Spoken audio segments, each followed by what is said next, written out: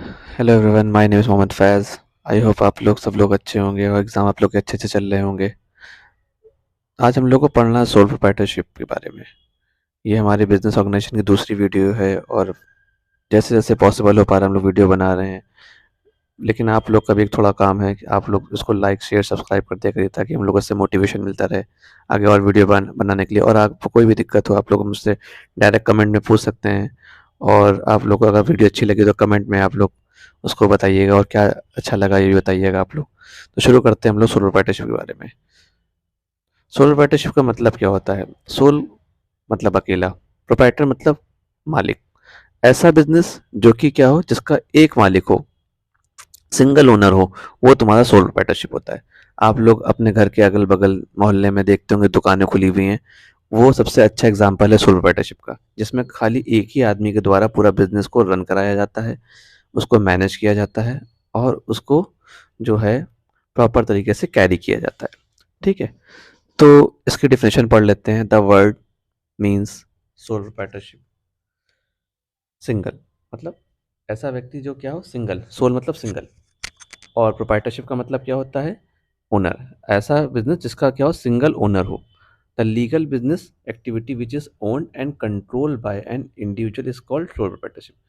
Legal business होना चाहिए पहली बात। तो ऐसा कोई बिजनेस नहीं शुरू कर सकते जो कि आपको गवर्नमेंट ने परमिशन ना दे रखी हो, जैसे कोई भी ड्रग्स का, कोई भी जो है इलीगल एक्टिविटी, स्मगलिंग ना, इन सब को काम आप नहीं कर सकते क्योंकि ये क्या है, इलीगल है।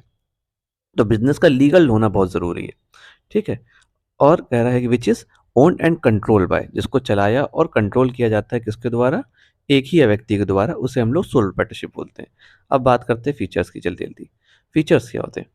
पहली बात तो पहला फीचर जो होता है वो सिंगल ओनरशिप होती है। मतलब एक ही व्यक्ति क्या होता है, बिजनेस का ओनर होता है, इसमें कोई दूसरा व्यक्ति जो है इन्वॉल्व नहीं होता है और सारे डिसीजन भी इसी व्यक्ति के हाथ के द्वारा किया। जैसे जैसे आपके पापा की दुकान है तो आपके पापा ही पूरा सोचते हैं कि बिजनेस को कैसे चलाना है, कैसे रन करना है और क्या करना चाहिए।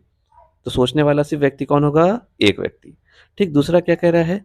ईजी फॉर्मेशन है। आप इसको तुरंत शुरू कर सकते हैं, इसमें कोई भी लीगल फॉर्मेलिटीज़ नहीं होती, कोई डॉक्यूमेंट नहीं चाहिए आपको। जैसे कि आपको कोई जैसे कंपनी शुरू करनी है और क्या कहते हैं, और बिज़नेस शुरू करते हैं तो उससे पहले आप उसकी लीगल फॉर्मेलिटीज़ पूरा करते हैं कि भाई क्या-क्या डॉक्यूमेंट्स चाहिए होंगे इस बिज़नेस शुरू करने के लिए। आपको लेकिन सोल प्रोप्राइटरशिप करना है तो आप लोग को कोई भी ज़रूरत नहीं है कोई भी लीगल फॉर्मेलिटीज़ पूरी करने की। आप सीधे दुकान खोल सकते हैं। आपको मन कर रहा है कि बेकरी खोले, बेकरी खोल लीजिए। आपका मन कर रहा है चाय की दुकान खोले, चाय की दुकान खोल लीजिए। आपका मन कर रहा है कपड़ा की दुकान खोले, कपड़े की दुकान खोलिए। बस दुकान ढूँढिए और पैसा सामान लगाइए और बेचना शुरू। मतलब ये नहीं कि हमें परमिशन लेनी पड़े किसी गवर्नमेंट से, अथॉरिटी से, ठीक है? तीसरी बात क्या कह रहा है? डायरेक्ट रिलेशन होता है ना? इसमें क्या होता है, कस्टमर का और आपका क्या होता है, डायरेक्ट रिलेशन होता है। इसमें जो है कोई बीच में व्यक्ति नहीं होता कि जो है नहीं पहले बॉस से बात करेंगे फिर आपको दिखाएँगे। जैसे हम लोग बड़े-बड़े कंपनी में क्या होता है भाई, डायरेक्ट आप ओनर से नहीं मिल सकते, लेकिन इसमें क्या है, आप ही ओनर हैं, आप ही दुकान पे बैठे हैं, आओ बहन जी, भाई जी कैसे हैं? कैसे हैं आप? हाल-चाल ले रहे हैं सबके? बढ़िया मज़ा-म। तो डायरेक्ट रिलेशन बनता है जिससे क्या होता है, पर्सनल टच आता है उसके अंदर और वो कस्टमर तुम्हारे पास दोबारा भी आएगा क्योंकि आपकी क्या होगी, जितनी अच्छी आपकी बोली होगी उतने ज़्यादा आपके कस्टमर रिलेशन अच्छे माने जाएँगे। कि बिज़नेस आपका तो आप कहेंगे अच्छे रिलेशन बनाना है तो फिर आपको जो है अच्छे से बात करनी ही पड़ेगी।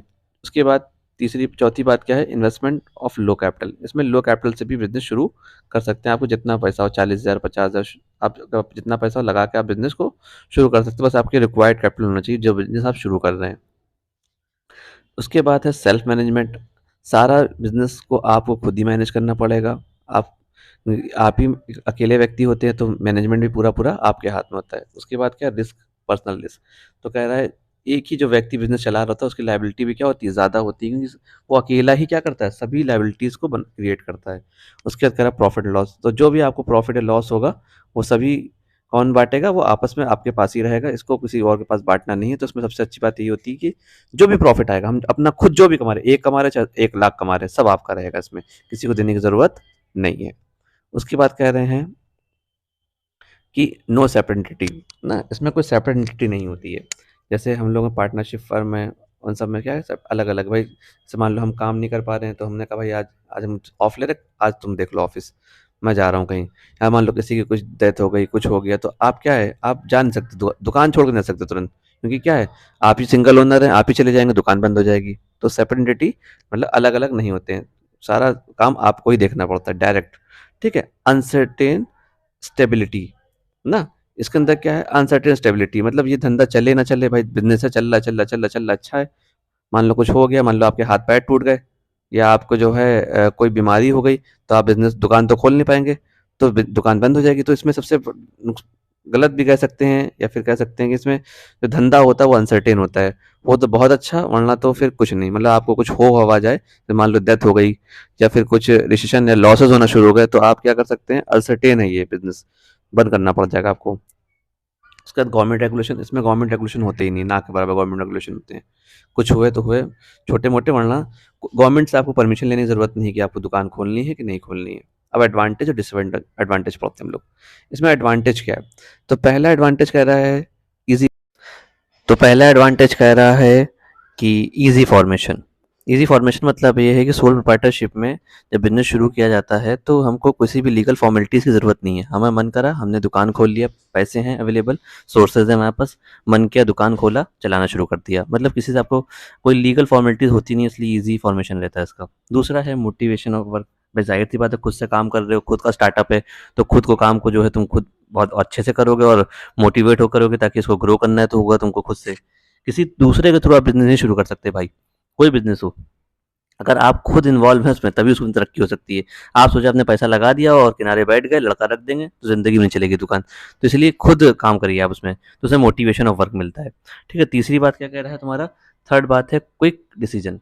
ज़ाहिर सी बात है, आप अकेले व्यक्ति होंगे, खुद ही ओनर हैं, तो डिसीजन भी आप क्या करेंगे, खुद ही ले सकते हैं फटाक से, किसी से पूछने की ज़रूरत नहीं है। तीस और चौथा है तुम्हारा सिक्रेसी ऑफ अफेयर। अकेला आदमी है तो जाहिर सी बात है सिक्रेसी रहेगी उसकी, मतलब खुद कहाँ से तुम्हें पता है परचेज करना है, कहाँ माल बेचना है। जैसे पार्टनरशिप फर्म है, कंपनी है, इसमें क्या होता है, सिक्रेसी नहीं होती है भाई, दो लोगों को पता होता है कहाँ से माल खरीद रहे, कहाँ बेच रहे हैं, कौन सप्लायर है, कौन जो है जो है हमारा कस्टमर है, सबके बारे में पता लग जाता है। और अकेला आदमी होगा तो सिक्रेसी मेंटेन रहती है, कितना हम कमा रहे हैं किसी को नहीं पता। फिर आपका है अगला पॉइंट है पर्सनल टच। अब अकेले हैं, दुकान पे खुद ही है, आपकी दुकान है, आप क्या रहेगा, कस्टमर से आपका डायरेक्ट टच रहेगा, तो जिससे क्या रहेगा, आपका जो रिलेशन है, कंज्यूमर रिलेशन, वो मेंटेन रहेगा आपका। फिर इकोनॉमी पड़ता है, जाहिर सी बात है, कोई लड़का नहीं, कोई कुछ नहीं, खुद ही दुकान खोलना, खुद ही दुकान बंद करना, तो जाहिर है बस सस्ता पड़ेगा आपको, खुद ही सब सामान अरेंज कर रहे हैं, तो लेबर बच रही है आपकी, तो इकोनॉमी पड़ेगा आपको। और सबसे कोई गवर्नमेंट उसका अगला है, कोई गवर्नमेंट रेगुलेशन नहीं है आपको, कोई रूल नहीं होता इसके लिए, सोल प्रोप्राइटरशिप के लिए कोई एक्ट नहीं बनाया गया स्पेशल कि भाई इसके एक्ट के तहत इसको ओपन किया जाएगा। उसके बाद तुम्हारा क्या है, इंडिपेंडेंट कंट्रोल रहता है, जाहिर सी बात है अकेले आप हैं तो कंट्रोल भी आप ही का रहेगा। उसके बाद आखिरी है ईजी डिसोल्यूशन। ईजी डिसोल्यूशन मतलब होता है कि भाई जाहिर सी बात है अपनी मर्जी से दुकान खोल सकता है, जैसे फॉर्मेशन ईजी होता है, डिसोल्यूशन भी ईजी होगा इसका। अपनी मर्जी से बंद करना हो तो दुकान बंद कर दिया, नहीं चलाना बिजनेस, धंधा बंद, किसी से आपको पूछने या बताने की ज़रूरत नहीं है। अब डिसएडवांटेज की बात करते हैं। डिसएडवांटेज का मतलब होता है कि उसे सबसे कि जो है, एक सोल प्रोप्राइटरशिप में दिक्कतें क्या-क्या हैं।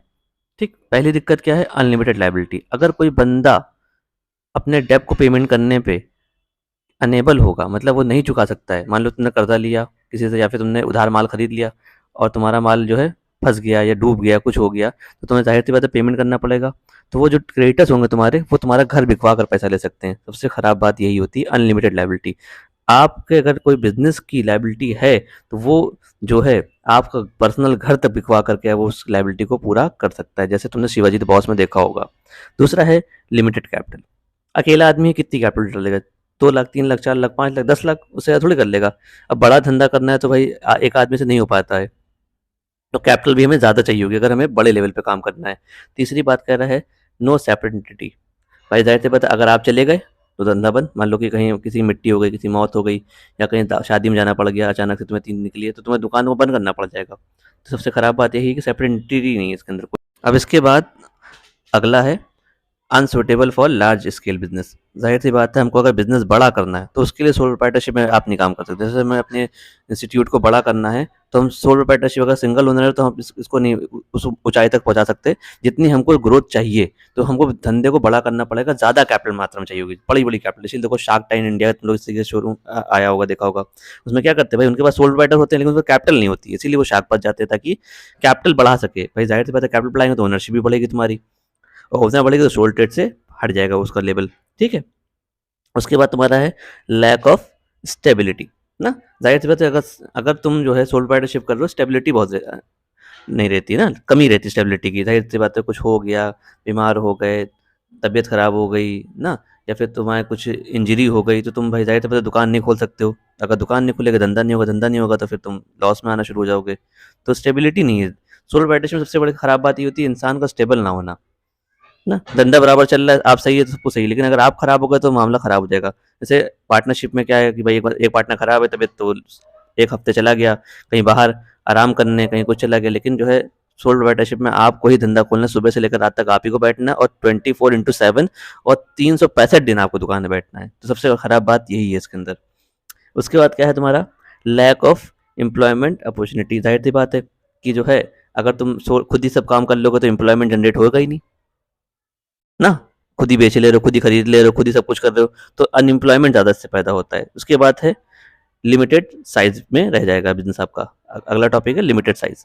लिमिटेड साइज मतलब आपका बिजनेस छोटा ही रह जाएगा। भाई जाहिर सी बात है आप एक ही दुकान खोल रहे, सुबह वही काम एक्टिविटी दोबारा repeat repeat repeat repeat repeat repeat कर रहे हैं, तो क्या होगा भाई, आप क्या करेंगे, एक जगह पे सुकड़ कर रह जाएंगे अगर सोल पार्टनरशिप में रहेंगे।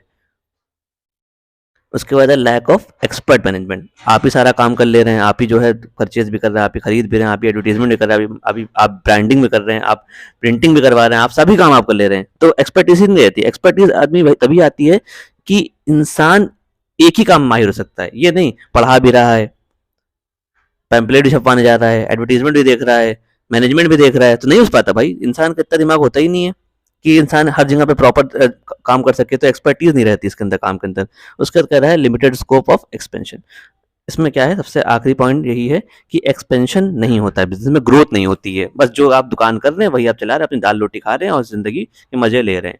आई होप आप लोग को अच्छा लगा होगा। Thanks for watching and please share the video. Good luck.